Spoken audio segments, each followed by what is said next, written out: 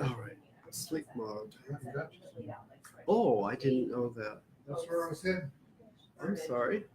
Don't be sorry. Okay, Drink up. Drink up. Small. drink up and get hydrated. Hey, Mom, it says that you joined our Facebook broadcast. Maybe I pushed something on my You better check it. It might be on. Oh, did she join? It says Mel Ferris Youngblood joined. Wow. Gotta be careful with Facebook. 50 million people compromised last week. 50 million? What? Well, guess what? Every single participant is compromised every day on Yeah. Facebook. It said something about if you show on yours what other people can see on yours, you're compromised. Mhm. Wait, what is that? Whatever you're showing on your Facebook page, Uh-huh. if you whatever that is, where you can pass it through, that other people can see what's on your Facebook, you're all compromised. Even if it's a private page. Well, my thought about the whole thing is, why would I put anything on there that I don't want people to see? So A that lot of doesn't people do. affect me at all, zero, when people say that, because I don't share something I don't want. I share it on purpose. Like, I want people to see that. I Yeah, don't but a put lot stuff. of people have a private group and it's only supposed to be shared by them, but I think what he's saying is that they in turn can share it with everybody else. It doesn't say when people leave. It just says when people join. I didn't put that on there. All right, it's 2:30. We got to start. Yeah, we gotta start. Let me make sure that I have audio here. 1 second. I didn't do my. Yeah, I know. I don't have my headphones in though. I have to make sure. I have to hear that when you do it. You can hear that? I can hear it. Well, All right. You want one of mine? Okay, there's some in there. Whatever, help yourself.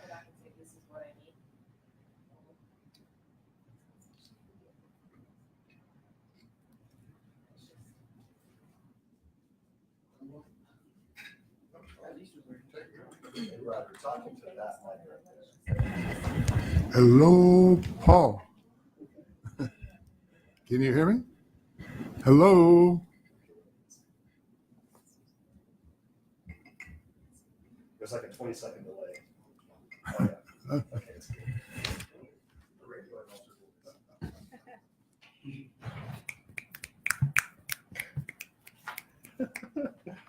Hello, Paul. Get to it with my left hand. There we go. Okay. I can't We're do good. radio now. You know why? Why? They got big hands, and they always have to say "we pause." Following. Hey, scoot over. You're not in the frame. Good. Okay. know. I got it. Oh, I like your I glasses. third grade jokes I get. No, I didn't get that. I just ignored it. But Terry's laughing, so it's like, you got I it. just ignored it. Ciao. Rhonda says, ciao. I'm here and can hear you at least at the moment. Okay, good. Rhonda, we're glad you're here. All right. Oh, did I do that? I did. Oh, Go ahead and start. okay. Let's go ahead and start, y'all. Let's do our little opening meditation. All right. Sit quietly. Let's go ahead and begin with our opening harmonization. Just take a few deep breaths, sit comfortably. Relax everything except for the spine. Don't tense any muscles other than those that help you sit upright. Relax the shoulders, relax the jaw, relax the eyebrows. Just take a couple of deep breaths.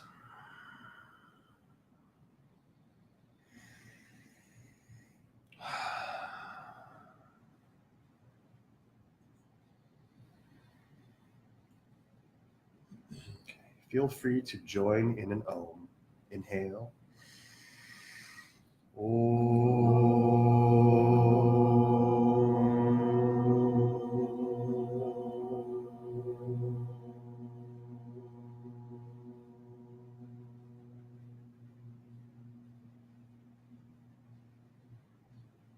We'll have a moment of silence.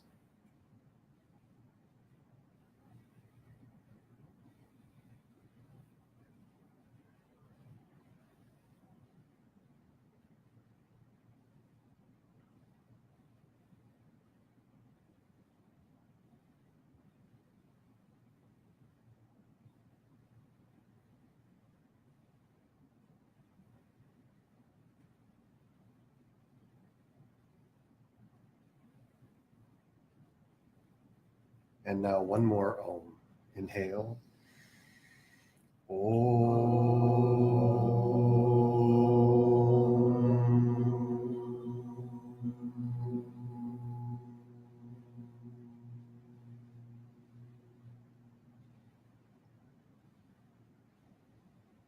And bow the chin and slowly open the eyes.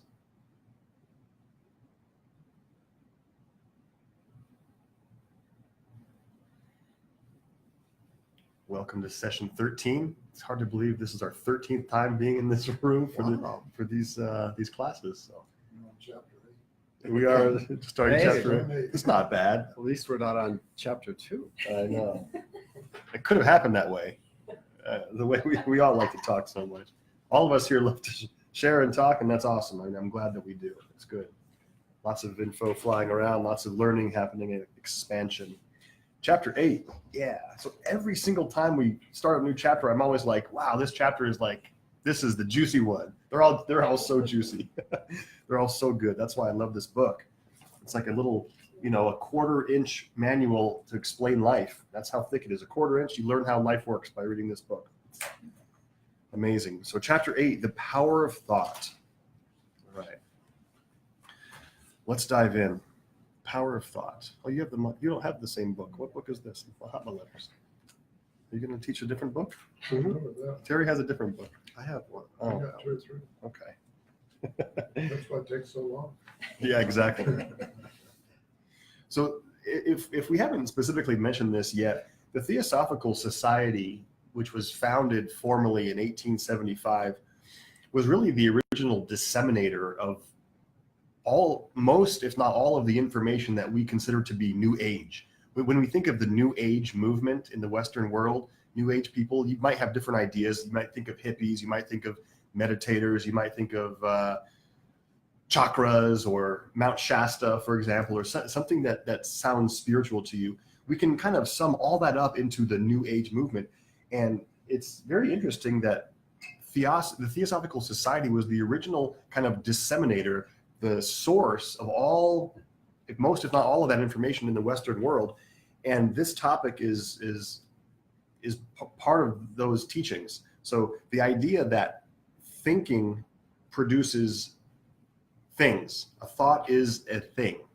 Now, it's not a thing that you can touch with your hands, of course, but it is a type of material. And we've been referencing this gradation of matter since the very beginning, the different planes of existence, and how the physical world that we can touch with our hands is only one of 7 dimensions that we live in. But you have 7 subdimensions. Each plane has 7 subdivisions, exactly. And it's all a gradation, gradations within gradations of density, of matter. And scientists will agree with us on this matter. It's always interesting to see what science agrees with and doesn't agree with, because they lag behind spiritual scientists by a few hundred years. So scientists do agree that matter, even that what we refer to as physical matter, is actually vibrating. It's actually not completely solid. It's taught in schools that atoms are not solid. There's actually more empty space inside an atom than there is actual stuff. So the neutrons and protons, which make up the nucleus, and the electrons contain less mass than the mass, if you will, of the space in between them. If I may, Please, of course. when I was studying physics many years ago, Mhm.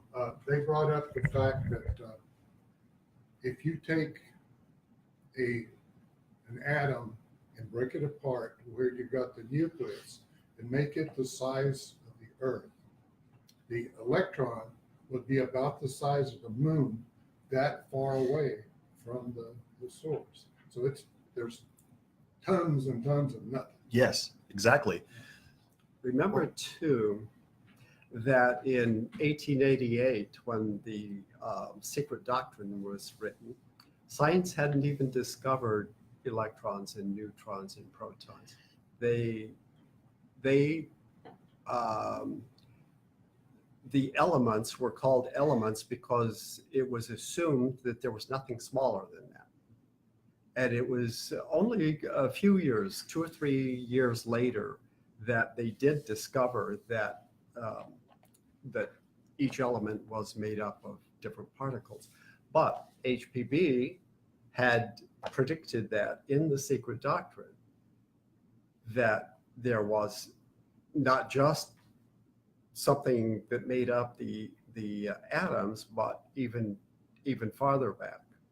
And they also said that everything that could be discovered has been discovered. Well, Or would be in the near future, It would be in the very near future. that's a little bit of a stretch, but yeah, they were so enamored with science in those days that they didn't think there was a whole lot more that was going to be discovered. But as scientists today are discovering, esoteric science is looking better and better because, as Paul said, esoteric science predicts these things far in advance, and then later science catches up to it. It wasn't too long after the secret doctrine proposed that the atom is not the smallest building block of reality, that it was actually discovered that atoms could be divisible. And when Einstein started talking about energy and matter being interchangeable, that was, I believe, in the early 1900s when E equals mc squared came around, I believe in 1905, something like that. So it wasn't too far after, but it was after. Blavatsky and the Theosophical Society started teaching these concepts before science actually recognized that. But the point that we're making with this is that matter isn't just what we think it is. There are gradations of matter. Now, in school textbooks, we're taught that the atom is not the smallest building block, and we're also taught that matter comes in generally three forms that physical instruments can detect: solids, liquids, and gases. Well, most of us, all of us, can agree that there are things in this universe that are more subtle than those three things. Now, solids, liquids, and gases make up things that can be touched, basically. But what would an example be of a material that's even more subtle or vibrating more finely than a gas, for example? Any ideas of what I might be referring to? not much strength there. Not quite yet. Not yet, they're getting there. Something more obvious than that. Something more prevalent that's around us all the time. And light waves. Sure. Photons, light waves. What about how do our phones connect to the internet when they're not plugged into something? So there are radio waves, there are vibrations that are happening that are not considered matter per se, but they are things. A Wi-Fi network is definitely a thing. It's detectable. Science detects it. So there's radio waves. There's a whole spectrum of waves. On one side, I don't know which side, gamma all the way. There's X-rays on one side, gamma rays, there's ultraviolet rays, and those are more subtle than gases, of course. And then it doesn't stop there. We keep going more fine. Did you want to add something? Yeah, the important part in all of this is whether or not we have the proper instruments to perceive those. Just because we are not aware of them doesn't mean they don't exist. It means we don't yet have the instruments necessary. For example, when evolution was taking place and the very first animals appeared on Earth, they didn't have eyesight, for example. They had no eyes, they had no ears. So the first thing that they could perceive was that there was something, some kind of existence. So touch and feeling was the first sense that ever appeared on Earth.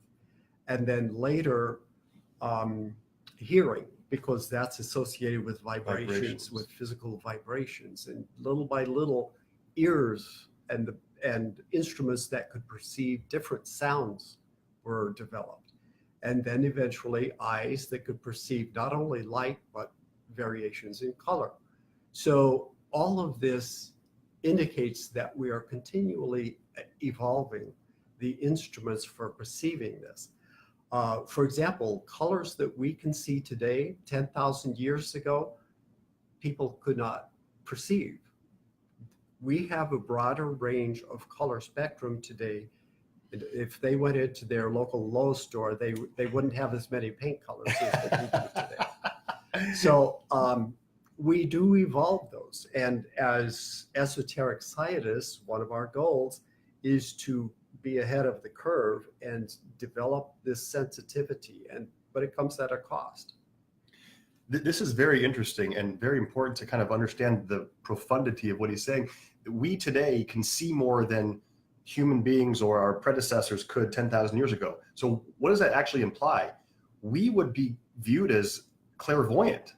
We would be able to, if somebody traveled from 10,000 years ago till now and they saw the things that we're able to perceive and the things that we're able to create and do, we'd be like magicians, seeing things they couldn't see, hearing things they couldn't hear. It's just like that single-celled organism that he was talking about, that could only feel, and maybe started to develop light photoreceptor cells, far primitive to an actual eye, just something that could detect light and dark. So, if I go up in the water column, I'm going towards the surface where there's different food to eat up there. If I'm going down, it's darker down there, different food sources.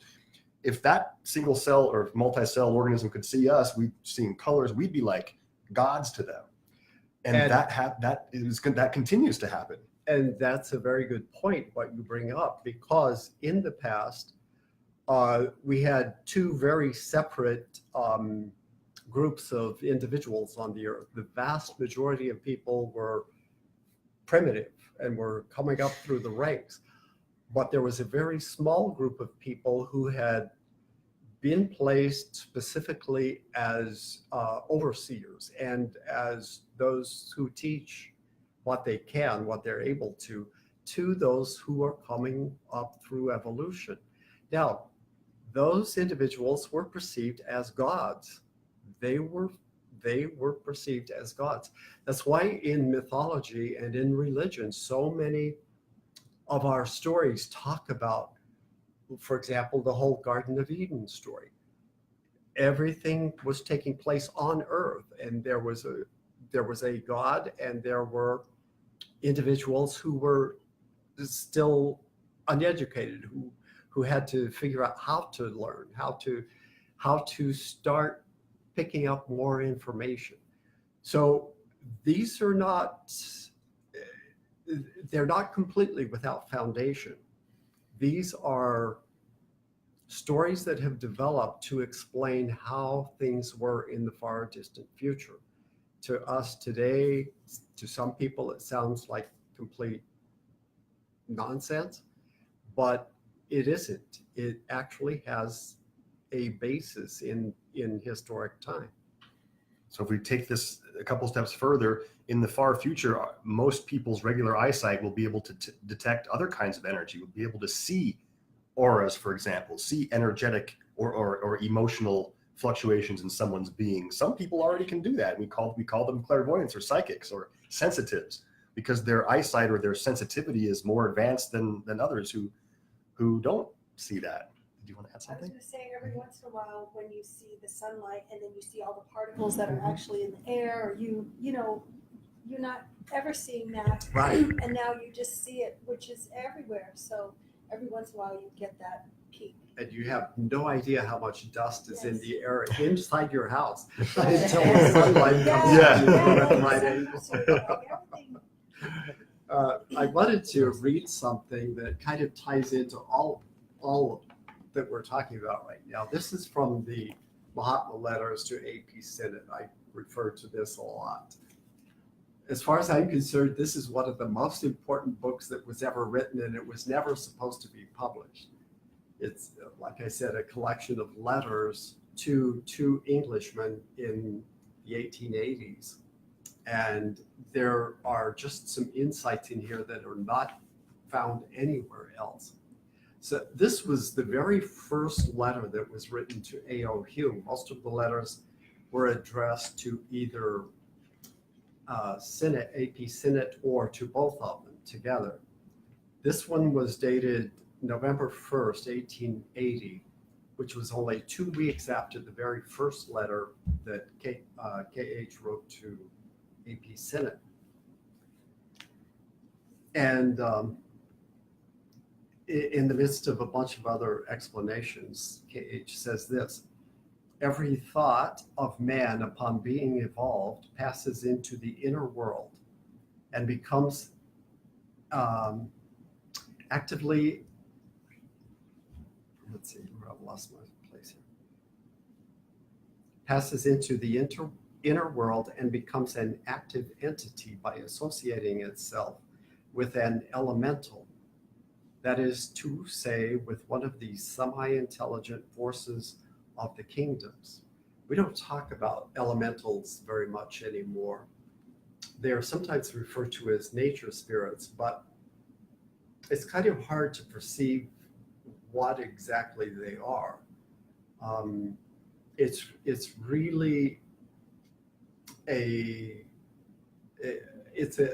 entity of sorts with minute amounts of intelligence. But what he's saying is whenever we humans produce a thought, it attracts these elementals that then create a thing. When we say thoughts are things or energy follows thoughts, this is the process. It actually, that thought attracts something to it. It survives as an active intelligence, a creature of the mind's begetting. So you're actually creating something. When you think of thought, you are a creator. It survives as an active intelligence, a creature of the mind's begetting for a longer or shorter period proportionate with the original intensity of the cerebral action which generated it. Thus, a good thought is perpetuated as an active, beneficent power, an evil one as a maleficent demon. People used to talk about being possessed by a demon or an entity. And this is exactly what it's describing. People are affected by not only their own thoughts forms, but as we'll see, by the thought forms floating in the atmosphere around them. And so man is continually peopling his current in space with a world of his own, crowded with the offspring of his fancies, desires, impulses, and passions. A current which reacts upon any sensitive and or nervous organization which comes in contact with it in proportion to its dynamic intensity. So it affects everybody, not just humans, animals, plants, everything in nature. The Buddhist calls this his skandha. The Hindu gives it the name karma. Remember, action and reaction? This all ties together now. The adept evolves these shapes consciously. Other men throw them off unconsciously. That's amazing. So it depends on how aware you are of what it is you're actually creating. We create thoughts and say things and have emotions, emotional reactions all day long. And most of us don't think much about it.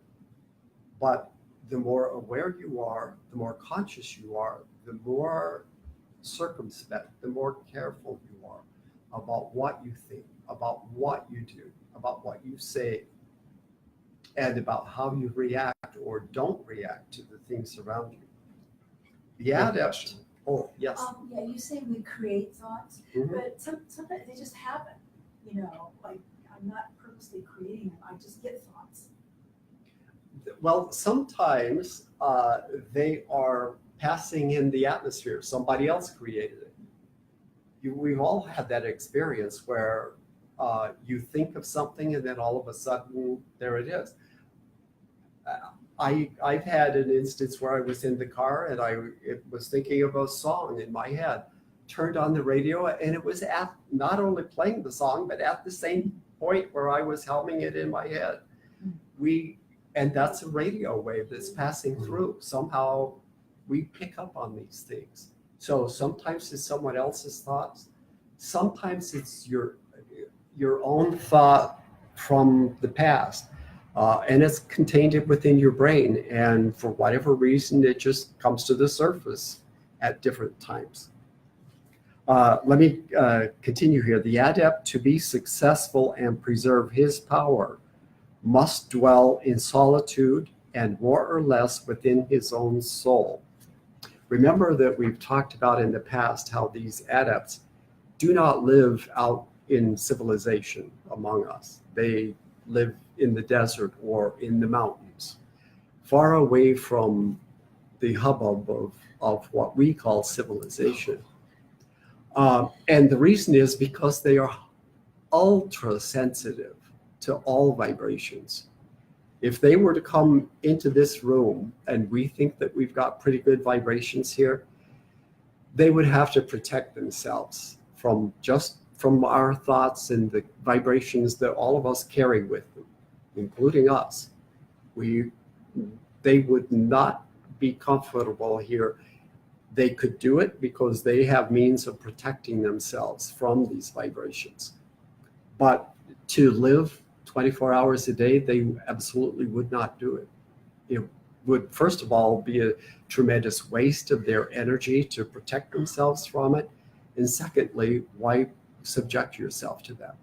It would be equivalent to us living in the vilest slums that you could find in the world, with raw sewage running in the streets and the smells and the disease and the sense of despair that you're surrounded with. That would be the analogy. Why would you subject yourself to that? I think it's worth reading the last part of this first paragraph one more time about the adept or the yogi.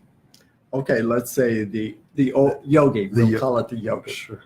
The yogi evolves these shapes consciously. Meaning thought forms. Other men throw them off unconsciously. Yes, that is so important. And the yogi, to be successful and preserve his power, must dwell in solitude and more or less within his own soul. So why do we think that we're being taught that the enlightened person creates his thought forms very carefully and the unenlightened person throws off thought forms unconsciously? Why do we think that's important to know? Why is it important to carefully craft our thoughts? So you can be positive. That's, of course, sure. Well, if you're creating something you want to, if you're creating anything, be it a cake, baking a cake, whatever, you're careful and thoughtful. Sure. It's not a mess, it's not a disaster. And so our words are that way too, where we're just blah, blah, blah, and we haven't had any thought about it, and we don't know if it hurts other people's feelings or it's just negativity, like you said, it just comes out. This is very practical, isn't it? It seems very obvious, very, very practical. And the idea of hurting someone else, it seems so simple, so simplistic. Why are we here studying that? We all know not to hurt others, but we got to be aware of that. This is the practicality of these teachings, where the thought forms that we create, we sometimes don't even realize that we're hurting people. At the same time, we don't realize that we're helping people either. Like with a smile, like Jillian, I can't tell you how many people you help with your poses that you post. Your gorgeous smile makes so many people happy. I know that. I saw the comments, I saw the likes. When you smile at someone, that's sending out a positive vibration that affects somebody else. Now, the double corollary here is that these random thought forms that we either create or don't create intentionally affect us. We talked about this in the karma discussion, but it's very important to revisit that now, because the type of thought that you habitually create, either intentionally or unintentionally, has the same, if actually it's probably a larger effect on the creator. The nature of the thought that we think sends energy in two directions. It sends energy toward the object of the thought, and you have the resonant energy within you. And the more that we perpetuate the nature of that type of thought, that's the type of person that we are. That affects our aura. It affects even our physical body. We think about diseases, think about the idea of festering. That's why it's important to create our thoughts consciously. And Mom, when you asked about sometimes thoughts just come, what Terry said, probably is the most common occurrence. There are thoughts in the environment and energy in the environment, but also we habitually don't create our thoughts enough, so our mind runs wild. We have so much stimulus all the time, our phones, commercials on. we're just constantly impinged by stimulus. So our mind just takes in input through our five senses, and then it kind of regurgitates it all the time. That's kind of what our dreams are at night too. So a lot of our thought forms that we have during the day that we create are completely unconscious, and yet we're doing it. It's like a regurgitation of all the input that we take in. And with this chapter and studying the importance of thoughts, we're now finally getting into real yoga. Let me read from this book. At the beginning of each chapter, we have a little blurb that pertains to something to do with the subject of that chapter. And this is the chapter 10, Thought Control. And at the beginning of the chapter, we have a quote from a book called The Light of the Soul. The goal of meditation is the ability to contact the divine inner self, and through the contact to come to a realization of the unity of that self with all selves and the all self. And this not just theoretically, but as a fact in nature. So thought is the beginning of meditation. Part of meditation is getting rid of thought, but you can't get to that point until you start working on thought, recognizing it, recognizing the power of it, and taking control of it. As we've said, most people, Eckhart Tolle, even in his book, A New Earth, says most people don't think, thinking happens to them. It's just, people talk about, a barrage of words. Well, we have a barrage of thoughts constantly, just bouncing back and forth in our brains. And once we take it upon ourselves to study this and to figure out how things work, we begin to get a little insight, and we begin to develop the ability to start controlling those thoughts. Don't even try to control your emotions until you've got a good handle on controlling your thoughts. It just won't happen. Remember, every emotion starts as a thought. So you can't control the emotion, but you can learn to control the thought. And then you can control those emotions. Since the thought drives the emotion, it's that would be similar to like pushing the gas and the brake at the same time in a car. The engine, which would be the mind, which is the originator of the thought, of the emotion, of the thought which causes the emotion, and then the tires being the emotion. You can't just try to stop the emotion if the mind is still generating the power. I'm not sure if that's a great analogy, but the thought creates it first, and the emotion is basically a reaction to the thought. I want to put this quote into yogic language, since this class is called Yoga and Theosophy webinar. The word yoga, it actually means union. If you just translate it, literal translation, it means union. So the word yoga means union, or to yoke something together. And what is being unified or yoked? Well, there are actually three things, and this describes what those three things are. The goal of meditation, and also incidentally, meditation and yoga are almost synonymous. If you read the classic text on yoga, the Yoga Sutras of Patanjali, he talks about the actual purpose of, or the actual meaning of yoga. To yoke is to meditate. The same definition. That's for a different discussion, but contact the divine inner self, which we could call our soul or our spirit. So Atma. Now the individual Atma in yogic or Vedantic terminology is Jivatma. So the individual soul or the individual spirit. So it's yoking your lower self with your Jivatma. And then the quote here says, connecting that self with all selves and the all self. In yogic terminology, that would be Param Atma, the all self or the all soul. So the one spark versus the flame, the entire divine flame, or the one drop of water and the ocean, similar concept. So unifying your lower nature to your Atma or soul, and then your soul joining with the all soul. So that's the purpose of yoga. That's the goal of yoga and the goal of meditation. Same thing, joining. Remember, our second chapter in the book was about brotherhood, and brotherhood is the beginning of awareness that there is no separation. We're basically each cell's in a giant organism. We're just a part of a much, much bigger whole. And the more we are aware of that, the better we understand how life works and how we can put ourselves in tune with nature. I want to point out too that this book, The Light of the Soul, is actually one translation of the Yoga Sutras.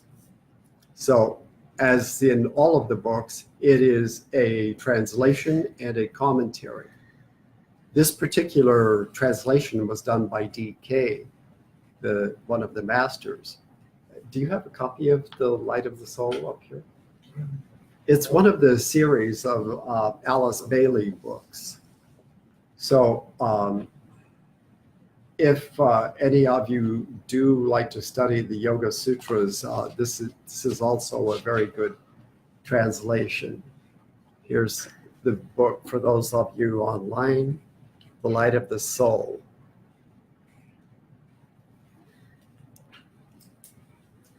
It's very interesting to someone like myself who likes to compare and contrast things. And the sutras of Patanjali are the same 196 sentences or sutras from ancient times, but they've been transliterated, and then commentated on by so many different scholars and teachers that you get such different teachings and different insights into life from each one. So this one provides something different than another Yoga Sutra translation would provide. So Ivan, I kind of explained that in one of my emails to you, that each translation and commentary is wildly different depending on how deep you want to dive in and from what perspective you want to see it from.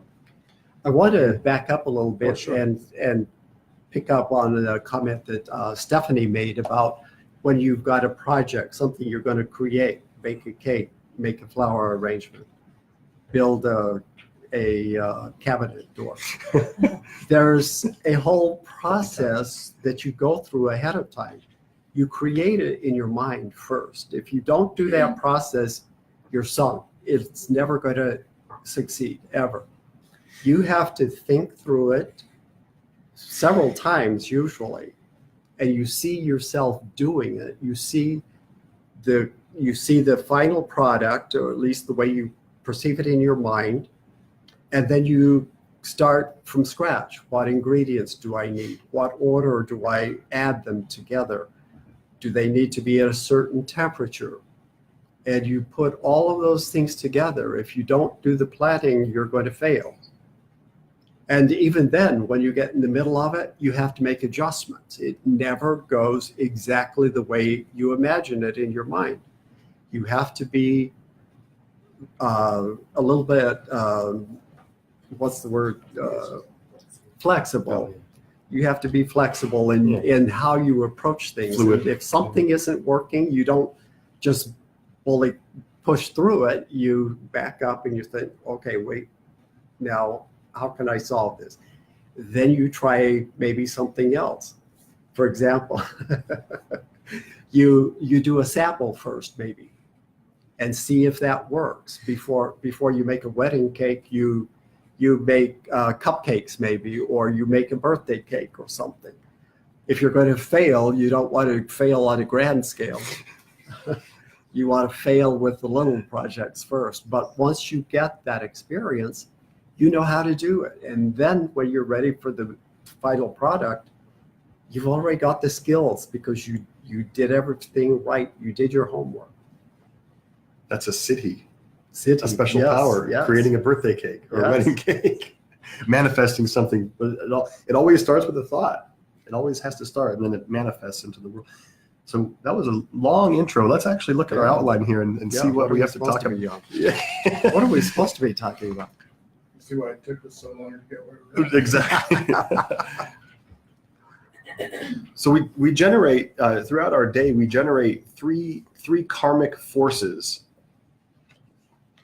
and the force, the karmic force in the physical world is obvious. Whenever we do something physical, if I were to knock my cup over here, my mug, it would spill tea on the ground. So action and reaction. That's physical, but then we create emotional karma as well. When we feel things, whether the feeling is really charged up with, a lot of emotion, or whether it's not, it still creates karma, because it's an energy that goes out, which has to be reciprocated. And then we also create karma through our thoughts. And out of those three, which do you think carries the most karma? Thoughts, emotions, or physical action? I'd say thoughts as well. I've heard in many different situations where Jesus might have even said this too in the Bible somewhere. I can't quote it, but you don't have to physically commit the sin to sin. I think that's in the Bible somewhere, if I'm not mistaken. Yeah, he says, and a man who thinketh upon a woman with lust in his heart has committed adultery already in his heart. There you go. So, as we said at the very beginning, your thoughts create karma. So even if you are thinking about harming someone else, that thought affects you, it affects the person that it is directed to, and it affects all of the people around you. Everyone is affected by your thoughts. So we are creating karma constantly. You can sit in bed and do nothing else but think, and you're creating karma. That's why it's not always wise to become a sannyasin, if you know what that Sanskrit word means. A sannyasin is someone who goes on a spiritual journey. Usually when the term is used, it signifies someone who relinquishes all their physical possessions and goes away for a period of time or indefinitely to the forest or to a monastery or to a nunnery, because they feel that that's a spiritual thing to do, and they feel like that's walking their spiritual path. So what happens if you do give up your expensive car and your iPhone and your expensive purse, and you move out of your big house and go live in a monastery, but every single day of your life you still wish you had those things? Arguably speaking, you haven't made any progress. This is a very good point that Paul brings up here. Remember, we were talking about the adepts and how they remove themselves. They do that as a necessity because it is in their nature to be away from all of that. What monks and nuns do is to try to do that on an artificial basis. They want to achieve that, and they think that the way to do that is by renouncing everything and going into a cloister and praying all day long, and that they will somehow develop spirituality. But it doesn't work that way. Instead, what happens is that it sometimes makes them crazy because they still have the desires, they still have the lust, and it can actually increase. Anything that you're denied becomes that much more powerful. People who are trying to follow a spiritual path, and in fact, A.P. Sinnott asked the KH one time, he said, how do I overcome these carnal desires? Wouldn't it be a good idea just to give in to them and get them out of my system, and then I'd be ready to move on? And KH said, no, that it would not work that way. Although in one sense it does, a very long period of time, because as you, if you have been able to, what's the word? Well, if you've been able to satisfy your desires for a long period of time, eventually, and it may take several lifetimes, you realize that there is no lasting happiness that comes from it. But only when that realization comes after long periods of time do you realize, okay, this isn't working, let's try something else. It's really the rise and the increase in consciousness that determines whether or not these desires fall away. Once you've reached a certain level, they don't affect you anymore because there's nothing within your makeup that can respond to that quality of that vibration. Remember that emotions all have a different quality of vibration. Some are lower, some are higher. And thoughts, of course, are the same way. There are lower thoughts and there are higher thoughts. So once you have eliminated everything coarse in your makeup to where there's nothing left, it can't vibrate in sympathy with those lower vibrations. This is the theory of proximal resonance, if I'm saying that right. Is proximal a word? I don't just know. make that up. It is now. Does anyone play instruments besides me? Any musicians? And Terry? Well, so sometimes when my guitar, for example, will be, or any stringed instrument will be leaning against a wall, and another instrument will be playing, and then that other instrument will stop, my guitar strings will be vibrating in resonance with the music that was being played over here. And that happens with anything that vibrates, whether it's a string on an instrument or whether it's a human being's emotions. We sense and pick up on other people's vibes that we already have within us. We resonate. And when someone's closer to us in proximity, it's more affecting. It's very common to know that someone that's angry doesn't have to say anything. You can feel that they're angry or sense it somehow. And you might not even see their face. You might just sense, ooh, you can cut the tension with a knife. A knife, or with the scissors. You can cut it with the scissors. Right. So the result is that if there is not a string on your instrument that is tuned to that note, there's nothing within you to vibrate to it. All right, so what's the practical teaching? We have to, as Terry said, we have to raise our consciousness. That seems like an ambiguous thing to do. Well, how do you raise your consciousness?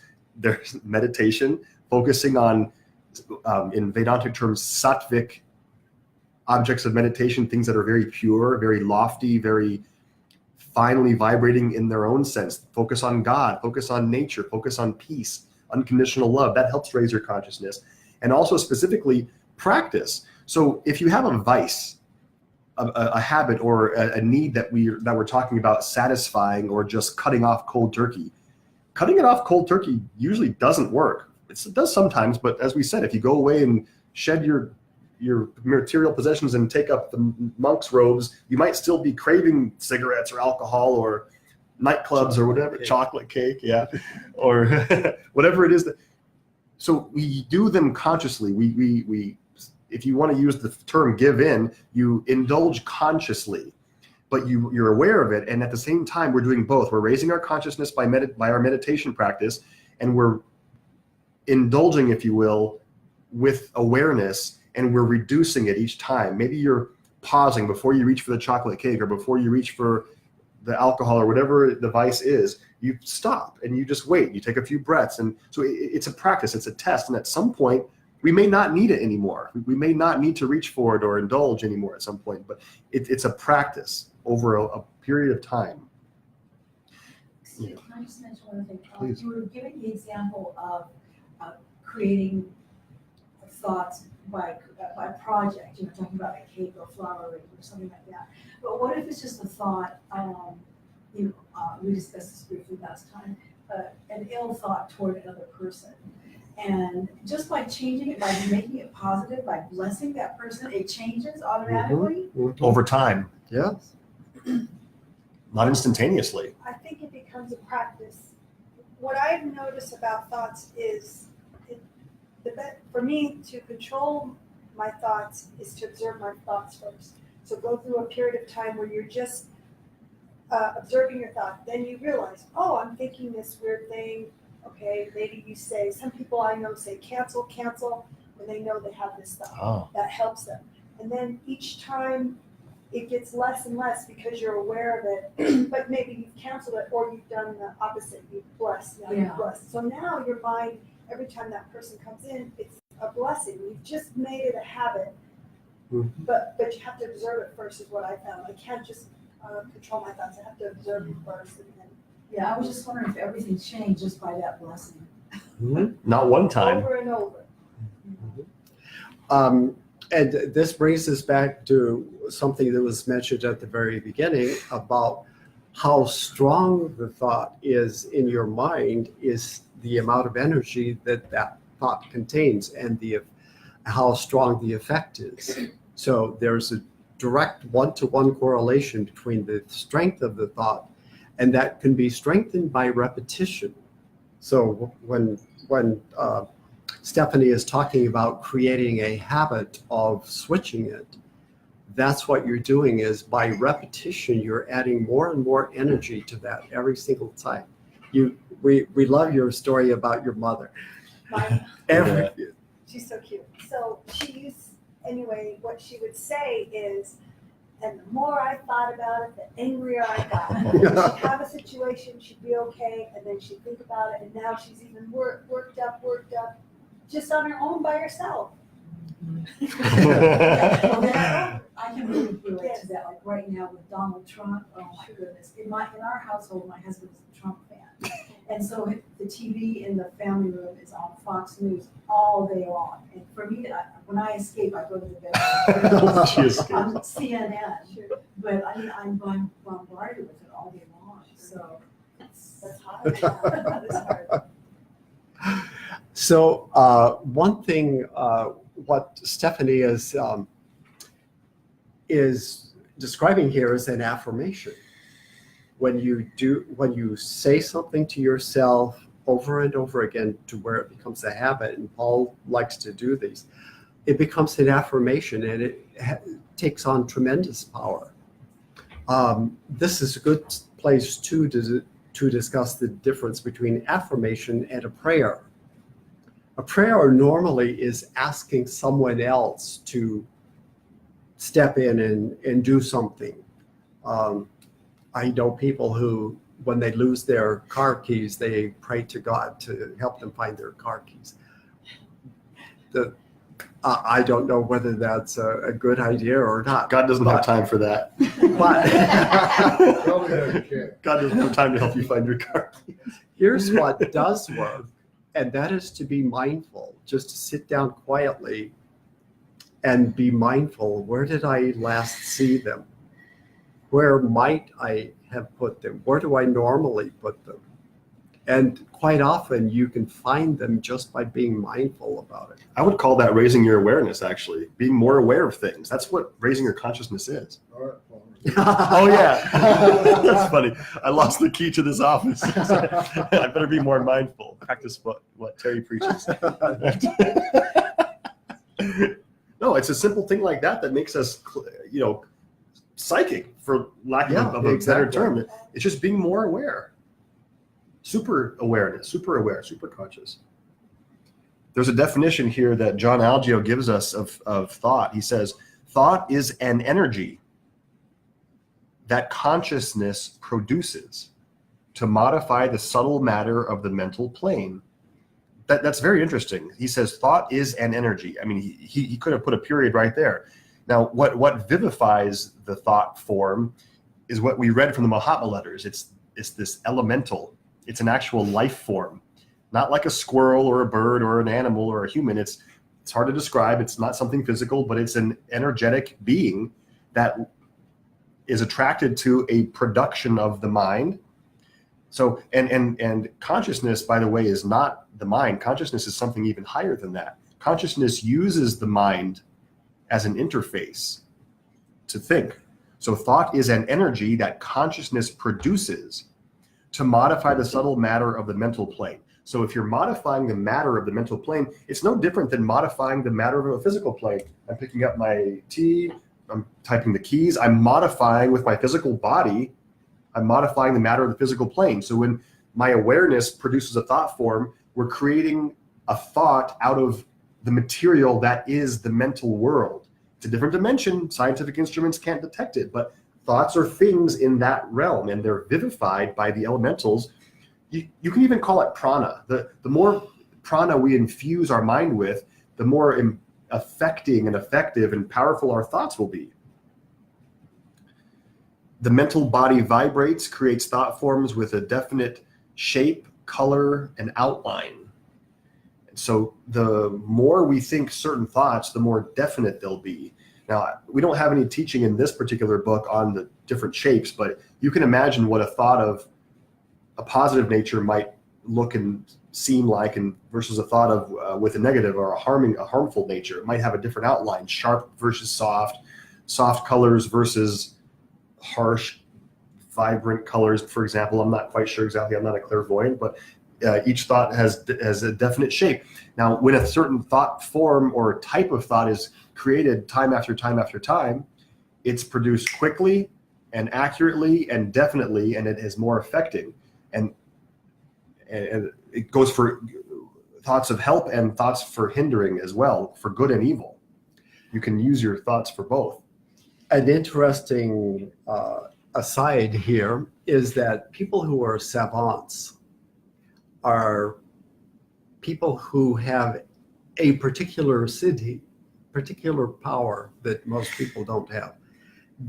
They may have the power of multiplication.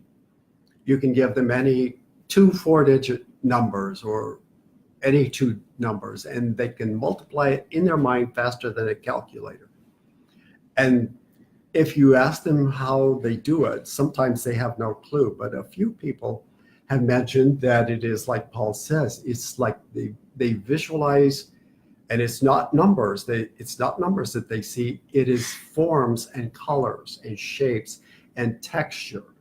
It's weird. It's sort of like all they do is concentrate for a second, and there, right in their mind, is the solution in the form of some kind of almost like a painting, I guess you would say, a landscape that has different shapes and forms and texture to it. And they just read it off. They can't really explain it, and we can't develop it by using the same thing, and yet somehow this is how they see that. Rain Man. Yeah, Exactly. exactly. Yeah. Exactly. Yeah. We all know people who are loving by nature and people who are not so loving by nature. The people who we would consider to be loving and magnetic and happy, joyful people, those people habitually send thoughts, they think thoughts of connectedness and loving towards others. And then I'm sure you all can say, you know, someone who's a victim in life, someone who always thinks the world is unfair, and someone who thinks everyone's always out to get them. Well, guess what kind of thoughts that person thinks? Everyone they meet, they're on defense. Ooh, what is this person going to try to get out of me? What is he trying to do? Does he have an ulterior motive? Oh, I'm on guard. That person's trying to screw me. That person's trying. Those are the kind of thoughts that they habitually think. And I can tell you, there's a little secret here. It doesn't start from what other people do to them. It starts from what they're choosing to think. That's where the transformation happens. You can change the way you start to think, and then the outside world starts to react differently. Please. Do you remember when you were kids in grade school and somebody would write a note on a piece of paper and come up, hey, how you doing? And what does it say? Kick me or something, hit me or something. And silly. we all do that. We all have signs on our back. I'm a victim. Abuse me. Nobody loves me. We all have those signs, and people are sensitive to that. They feel that energy, and they may not be able to put it in words, but they're aware of it, either consciously or subconsciously, and they react accordingly. Now, the subject, the one who has the sign on the back, doesn't, usually it's not a conscious decision to think those thoughts. And they're certainly usually not aware that they're thinking them, or else they would probably change them. It could be karmic in nature. It could be a habit or a skandha, or there are several words for this: karma, skandha, and what's the third word that karma, skandha? Kismet. Maybe it's that one. But it could be a carryover from a previous lifetime where these types of thoughts have been perpetuated so much that this person just has that mental groove dug so deep, and it's just a habitual. It's no different than a dirt road that a truck or a car has driven down so many times that has created, or a muddy road that's created the ruts in the road. And then if another vehicle comes down that road in the ruts, it's very hard to get out of them and to turn a different way. It takes effort. It takes a lot of mental effort to get out of the rut to form new ruts. But it can be done every time we learn a new subject in school, for example, where it may seem hard at first. We have to practice. We're creating these new mental habits, and eventually it gets easier. We're learning an instrument. I remember how it was to learn guitar. It's hard at first, but then you get habitual, and then it's like you can just do it. It's interesting that a comment that KH made about Hume and Sinnett was that he considered them teachable for one reason. Neither one of them was religious. They had no preconceived ideas of religion or religious philosophy. He said, them we can teach. He and others have mentioned that there were very, very good candidates for spiritual enlightenment or teachings, but they were so ensconced in their former ideas that there was no way to get them out of that. So if the easiest way is if you haven't already formed a rut that you're stuck in, but if you are, then you're going to have to expend the effort to get out of that rut, create a new path, and be very careful not to fall back into the old rut. Okay, let's see. We've talked about the mental. So these inner planes, sometimes they're referred to as inner planes, the inner world. Time and space don't really have the same type of effect on those planes as they do here. And so a thought form is not necessarily bound by time or space. So if you think about a person in a certain way, that thought form does have an effect, no matter if they're close or if they're far away. The astral or emotional world is similar, but I think the farther down into towards the physical you come, the more that space does affect.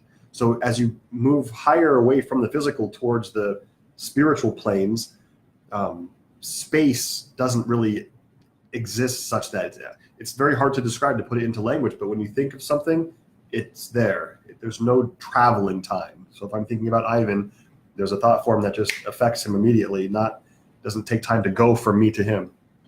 Like if I blow on him, it takes a while to get to him. So an example of what Paul is referring to, remember in the chapter about death, we talked about the two major periods of Kamaloka and Devachan, and how they can last for varying periods of time. Well, if you're at that level, that experience, there is no sense of time. It could be 3,000 years, and yet it could pass just like that in your own mind. At that level, the only way that we can even have any kind of a reference is if we refer back to the physical plane and say, okay, it started in this year on the physical plane and it ended in this year. But at the higher plane, there's no sense of time. It makes no sense at all. The same can happen with meditation. If you've actually been able to achieve a level of removal from the physical body in meditation, time seems to stand still. You don't know how long you've been in meditation. I'm sure that's happened to you before. Yeah, I've achieved something similar. You know, it's not every time that I sit down to meditate do I float off the ground and transcend into samadhi, but time does stand still in the higher planes. Something else about the nature of thought forms. Until we become masters of our thought creation, thoughts are general in nature. And I like the example that John Algeo gives in the chapter here. If you pick up on a thought form of someone else that's thinking about love or devotion in a religious sense, the person might be, oh, is it cold? The person might be a Christian and thinking about devotion towards Jesus or Mother Mary, or someone nearby may pick up on that same devotion, but if the person nearby is of a Hindu faith, he might pick up on that thought as devotion to Krishna. So the thought that the Christian was producing was that of love and devotion towards Jesus or Mother Mary, but the general nature of the thought would be perceived as devotion towards Krishna or towards the Buddha. Until we become very specific in creating thoughts, almost like telepathy, it's more of a general sense. Thoughts are more general in nature. So this is very important to keep in mind. We have filters, and we interpret the vibrations around us according to those filters. So we're changing it.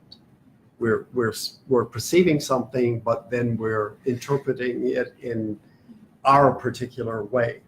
So the goal is not to do that, continue to do that, but to get to the point where we can see it at its own level and objectively. And that means we have to get rid of those preconceived ideas, our prejudices, and our ingrained ways of thinking, and be willing to see something from a different point of view. I also like that he teaches us that right thoughts, not like right-handed thoughts versus left-handed, but correct thoughts or positive thoughts are a shield. We were talking about how the masters shield themselves from us lowly people who have coarse vibrations. Well, we can do that too. And I think you brought something up, Mom, about changing your habitual thoughts about a particular person, but we can create shields, so to speak, against negativity. Sometimes we're in a workplace. This is a very common one. Most of us can relate to this, where when you're in a workplace and there's negativity around you, and sometimes you can't escape it because it might be your boss, and this might be an important job, and you just don't have the means to quit right now. You need to stay there. So what do? Well, we can create this energetic type of shield by thinking good thoughts, by not participating in the negativity. Again, this might seem painfully obvious, but it's very spiritual and very practical. If someone is shooting arrows at you, just think about just don't participate in the arrows. Don't expect them. Don't think you're a victim. Don't think you have to be impinged by them. Reinforce yourself with positive affirmations, for example. I am strong. I am capable. I am smart. I am intelligent. These repetitions of positive reinforcement, that's the shield against negativity. So don't resonate with, oh, you negative. It's very easy to get suckered into these conversations where people are just complaining. Oh, things aren't the way they used to be. Everything is getting crazy. Everything is going haywire. It's not the way it should be. And the other part of what Paul was describing is that it actually takes effort on your part to counteract negativity around you. And at some point, you may want to evaluate whether it's even worth it. Do you need to change jobs or do something different, or get out of a relationship maybe? You have to evaluate whether you're willing to put up with that. Let's describe the 4 types of consciousness. So thoughts are produced in 4 different ways. Now, this actually isn't in the book. This is something that comes from yoga, but it plays perfectly into this chapter. So there are basically 4 types of awareness that human beings have on a regular basis. Normal waking consciousness, what we're doing right now.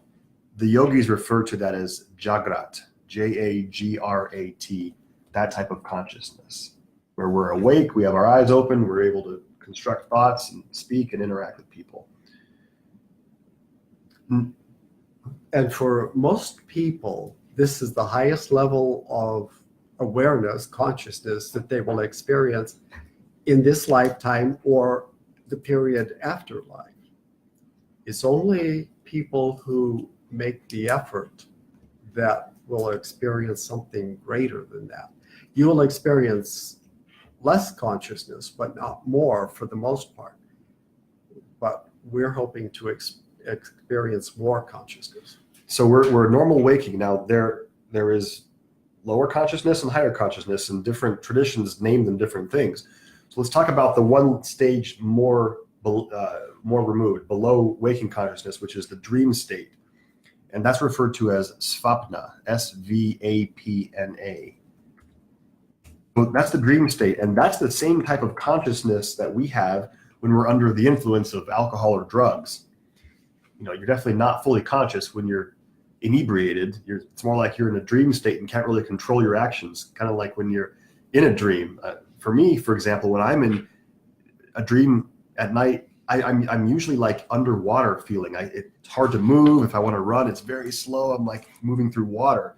That's kind of like how people feel that are completely drunk or high. So that's a subconscious state. And we've mentioned before that people who think by taking hallucinogenic drugs that they are experiencing super consciousness, it's an illusion. It seems like that because they see things that they don't see in normal consciousness. But here's the test. if you can stop that experience on your own at any time, then that may be super consciousness. But if you can't change it, then it's not. It's the Svapna. svapna consciousness. You're saying if you're not in control. If you're not in If you're not in control, how could it be super conscious? You might have glimpses of something, and there could be many discussions on these powerful hallucinogenic drugs, that are out there. Many people claim that they are spiritual medicine. I can't say they are or they aren't, but all I know is that if you're not in control, are you super conscious? I don't know. Now, deep sleep, is that subconscious or superconscious? That's debatable, because in deep sleep, it's said that you're unconscious. However, there is an activity going on there, because Patanjali, this wise dude who compiled the Yoga Sutras, he tells us that you're in a state of receptivity when you're in a deep unconscious sleep, because you're not producing any dreams. You're not producing any mental, for lack of a better word, regurgitations throughout the day, which is what dreams usually are. It's recycling of input. So in the deep unconscious sleep, which is called sushupti, you're in a receptive state and open for intuition, teachings. I'll spell that. Sushupti. Sushupti. The physical body is in deep sleep, but the higher consciousness could be active in that state. We've all probably experienced, for example, when you're going to school and you're given math homework and you're late at night, you're working on problems, and you just can't solve this problem. You go to sleep, and in the middle of the night, you wake up and you know the answer to it. That's what he's talking about. Yeah. An example of it. I've also read somewhere that teachings do happen at that level. Yeah. Well, HPB said, for example, that when you do begin experiencing superconsciousness, which we're going to get to, it first occurs during dreams and then eventually during meditation. So the state of superconsciousness is called several things. In this context, it's Turya, Turya. And the literal translation of that is, what it is? No. It actually means the fourth, like the fourth stage, the fourth level of consciousness.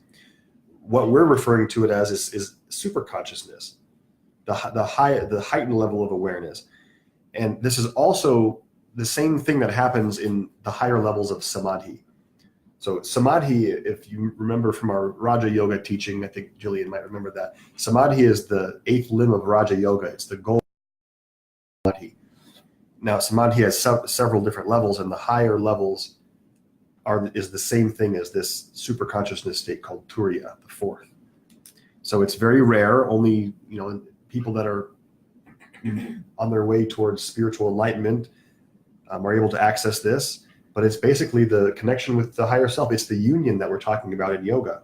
It's unifying ourselves with our soul. And of course, thought forms do occur there. But again, that'll be the type of thought forms that's very specific, very definite, very affecting, controlling things with our mind, almost like what the Jedis do. The Jedis in Star Wars, mind tricks. This is what you can do when you reach Turya. Sleight of hand. Force be with you. Yeah, exactly. And what is the force? It's prana. So they were just yogis. So, all right. Concentration and meditation, the next section in the book. So we're following our outline slowly but surely. It's 3:40. We're getting to the third section here. Third. Do you have people online participating? There are 5 people online right now. Yes. Concentration and meditation. Okay. Practicing concentration on everyday details forms the right habit, which is very useful in meditation. Terry did touch on this before, but it's worth repeating. Concentration is a prerequisite to meditation. We can't even begin to transcend the physical body in meditation and reach our soul if we can't focus the mind, if we can't learn concentration. So ADD is the opposite of concentration. Scrolling through our Facebook feeds and Instagram feeds, which I'm 100% guilty of, is the opposite of focus. It's constant new stimulation. And I'm so glad that this new version of iOS, if you guys haven't downloaded it yet, you'll be interested to see what I'm about to say. There's this screen time tracking now that's built into the operating system. And at the end of each week, you can set it to give you a report daily or weekly, and it tells you how many hours you spent on all of the apps. Okay, in addition to how many hours you spent on your apps, it also tells you how many times you lifted your phone up to look at it. Mm-hmm. So I didn't want to look at mine, but I looked at it today, and I pick up my phone 96 times a day. Whoa. So talk about the opposite of focusing, 96 times a day. But it's good that Apple is doing that, because now you can be a little bit more mindful, a little bit more aware of what we're doing to, hinder our meditation and our focus. It's pretty crazy. But So- more importantly, they can sell that information to other people. That's conscious business. You might want to advertise this product to Paul because he's into this. And then I'll click to buy it because I don't look at cost. I'll just click and add to cart and buy. So, I have a question please, about concentration and meditation. please. When I meditate, I pick a word or a phrase and I focus on that and I keep going back to it and everything in the hopes that eventually I will transcend thought. But isn't that concentration what I'm doing? When I'm focusing on that word or phrase, I'm concentrating. Yeah. So how am I meditating then? Well, we call it meditation just because meditation is also a generic term.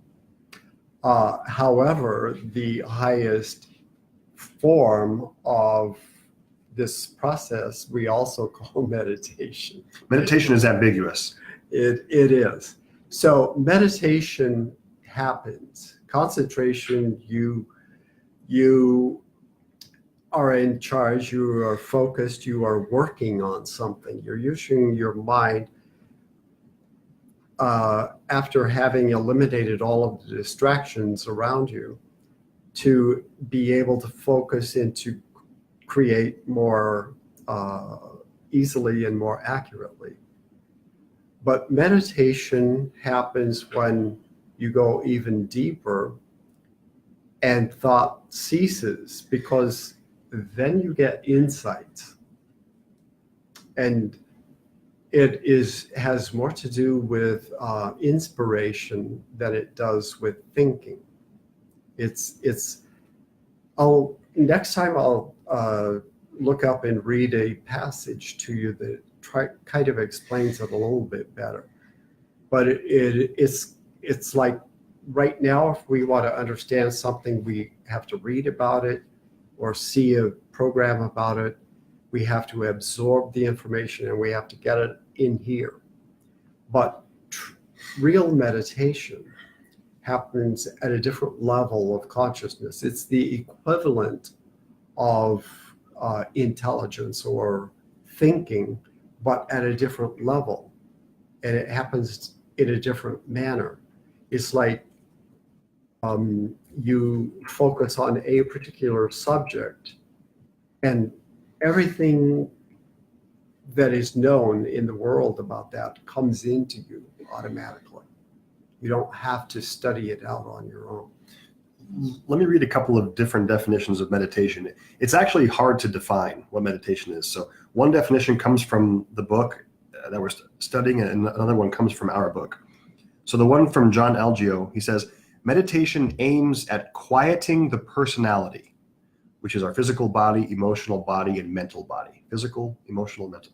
Quieting the personality so our focus may be redirected from our transitory personality to our abiding individuality. Now he's saying yoga. We're unifying our lower self to our higher self. That's one definition. Let me read you a second definition from us. Meditation is a process and a state by which the mind is brought under control so it can ultimately be transcended. So the process part are the three last limbs of Raja Yoga. The process is learning to concentrate, learning to contemplate, which is when the insights are gained, which is what Terry was just saying. So concentrate, contemplate, and then meditate, which is samadhi. True samadhi is the higher samadhi is true meditation. That's the process. And the state is turiya, the fourth. So when we say the word meditation, it's ambiguous. What do we mean? Well, it's a process of learning to focus the mind, and it's the state that we achieve when we've reached Turiya, the higher consciousness. Now, Mom, you're specifically referring to what we call japa, repetition. Mantra japa is a technique, and a lot of yogis will use the mala beads or a rosary, or just in your mind, you'll mentally repeat a word, which is the whole basis of TM. That's a specific technique called mantra japa, repeating a mantra. And that's a technique to learn focus. I don't believe any master guru will say that you can transcend from japa. You can probably reach dhyana, the contemplation stage, but I don't think you can reach the higher samadhi because you have a thought in your mind of the word. When you have a thought, you're anchored to the physical world or to the subtle planes, but not transcendence. There has to be a release of all physicality and of all thing to transcend. But that's not always the goal, though. You don't always need to aim to transcend to reach Turiya. Achieving the lower levels of samadhi are possible on mantra japa. Sorry, you were going to say something. No, let's see. I want to go back to the quote at the beginning of class, because now we've covered a little bit of background. It might make more sense. The goal of meditation is the ability to contact the divine inner self, and through that contact to come to a realization of the unity of that self with all selves and the all self. And this not just theoretically, but as a fact in nature. So it is union. We're trying to contact our higher self, and then there's a two-way street here. First of all, we're trying to raise our consciousness to where we can be in contact with our higher self, and you have a certain experience when that happens. And then when you come back to the lower consciousness, sometimes that disappears. You know that something happened, but you're not quite sure what. So the second part of that is to try to retain as much of that as possible at the lower level, to not only retain that experience and that information, but to hopefully share it as much as possible with others. And it's virtually impossible to do that to any great extent, but at least you can be aware of it. The higher meditation is one of those things that until you experience it, you can't explain it to somebody else, and you can't completely imagine what it's like. Once you've experienced it, then you know immediately what it is. But can you share that with someone else? Not really. What's the best way to achieve that if the mantra is not the way? It's a great way. The first parts of yoga are purification. Remember that always purification. And that means mostly in your thoughts. A lot of people, and especially in the Theosophical Society, they've gotten to where they concentrate on physical purification. Don't eat meat, don't smoke, don't drink alcohol. All of these don'ts. But the far more important part of that is to eliminate negative thinking, and to create positive thinking, and to avoid negative people and negative influences around you, so that little by little you have none of that within your own self anymore. That's the purification process. But what about the act of meditating? I mean, what's the best way to meditate? However works for you. There's 1,000 ways to do it. I have a book on meditation. It's not that thick. No, Amal actually did transcendental meditation. I think Yeah. you taught it even. No, didn't actually, Peter, Paul's Oh, dad, okay. taught. That's how I met him, at meditation. That's so funny. Transcendental meditation.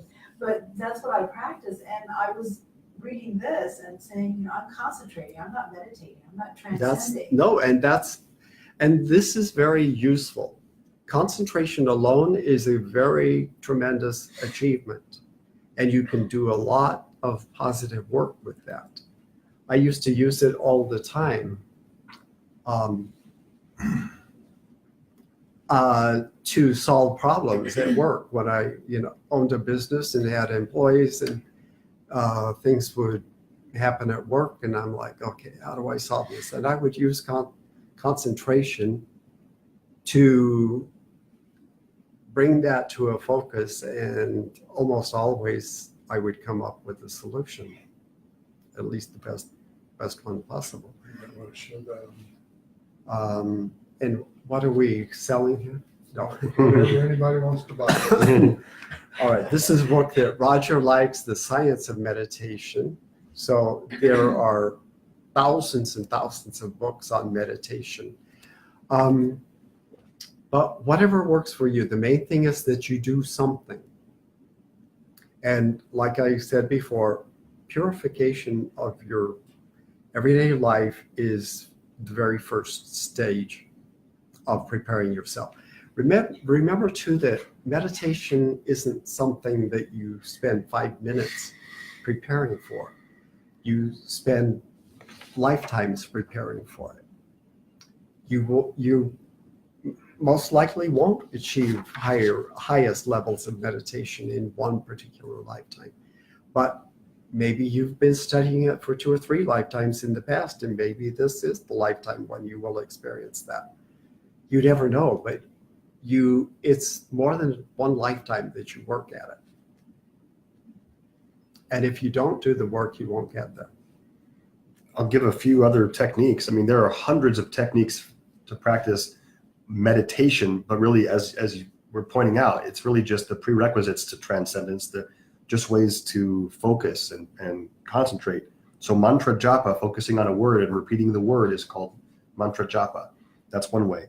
Any of hundreds of breathing techniques would have the same function. There are hundreds of Eckhart Tolle, we love him, and he talks about just following your normal breath. Don't shape the breath at all, just sitting quietly. And when we say follow, just trace it. Sense that you feel it going in your body, and sense all of the pathways that it takes going out.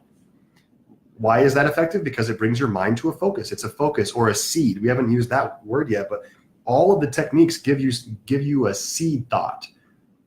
But it's still a thought. So whenever there is a thought, there's no turiya, there's no transcendence. But we have to get really good at keeping ourselves focused on the thought. So following the breath, there are so many kinds of chakra meditations. So in more hatha yoga techniques, the idea of the body being energized in various ways and prana flowing through the body, you can focus one at a time on each of the 7 major chakras, just envisioning each one vibrant and spinning and healthy, and move to the next one, then move to the next.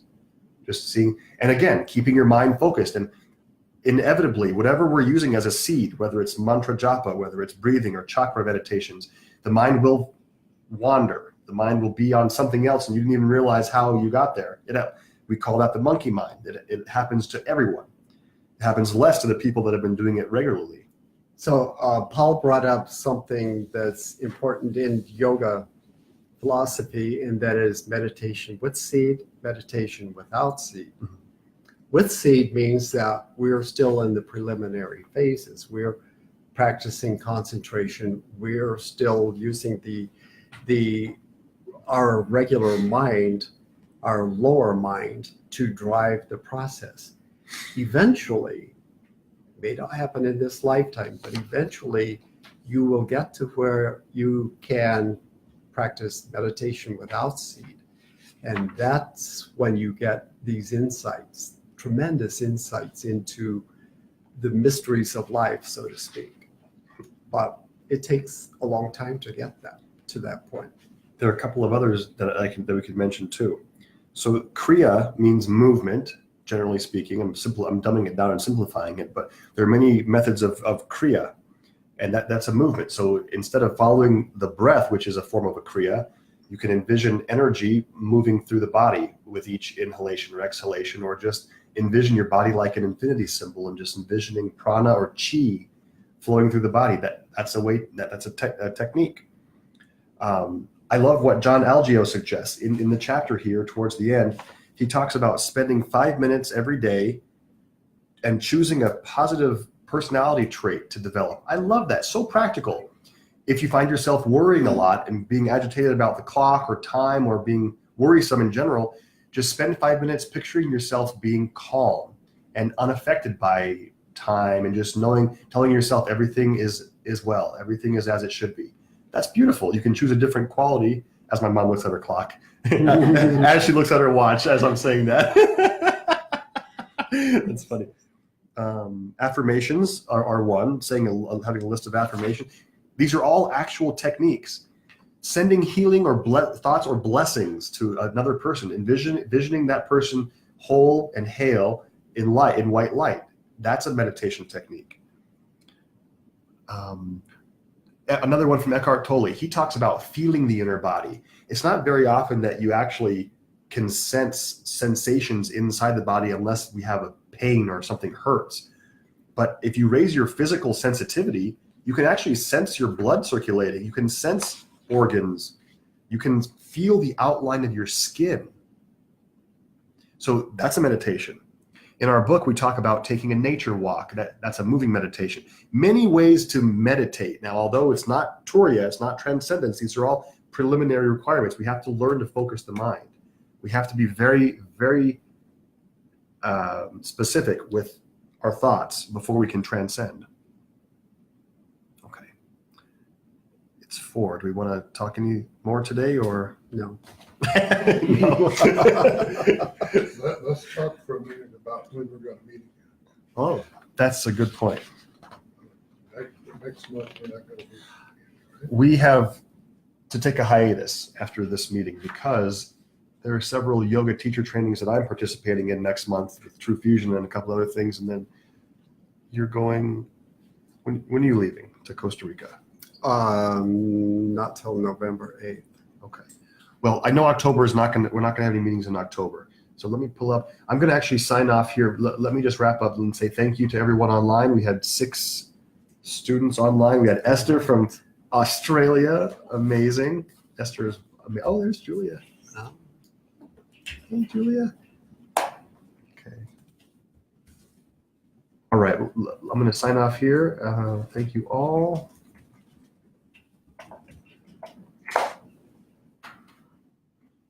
Namaste. Namaste. Namaste. Please met a God in you. See the God in me. All right. Now.